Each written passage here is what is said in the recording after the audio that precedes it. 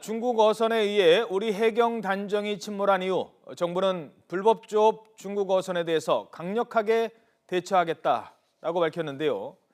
해경이 함장과 같은 현장 지휘관에게 함포 발사 권한을 줄 방침인 것으로 YTN 취재 결과 확인됐습니다. 현장에서 판단하고 쏠 수 있으면 쏘라는 겁니다.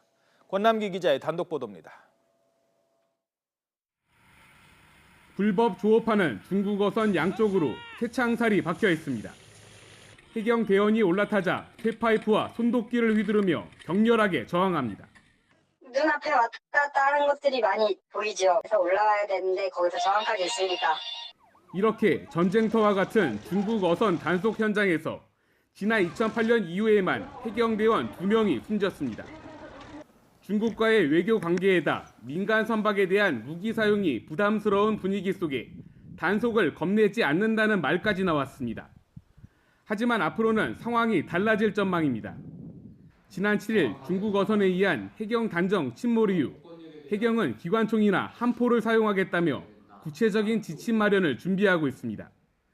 해경은 이 과정에서 현장 지휘관이 직접 판단해 함포를 쏠 수 있는 권한을 주기로 한 것으로 YTN 취재 결과 확인됐습니다.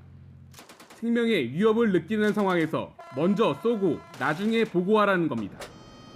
현장 지휘관의 범위는 기관총을 장착한 100톤급 이하부터 40mm 함포가 있는 1000톤급 이상 함정 지휘관이 모두 포함될 예정입니다.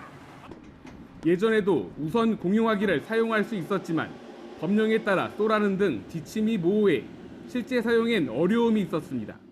생명을 신체나 위험을 급하게 줬을 경우에는 현장 지휘관이 과감히 쏴야죠. 이제 또 당하면 안 되잖아요, 이런 일. 해경은 이에 더해 현장 지휘관의 적극적인 임무 수행에 따른 과실은 책임을 크게 묻지 않는 방안도 추진 중입니다. 하지만 실제 지침을 만들기 위해선 국제법과 해외 사례 등 따져볼 부분이 많아 상당한 시일이 걸릴 것으로 보입니다. YTN 권남기입니다.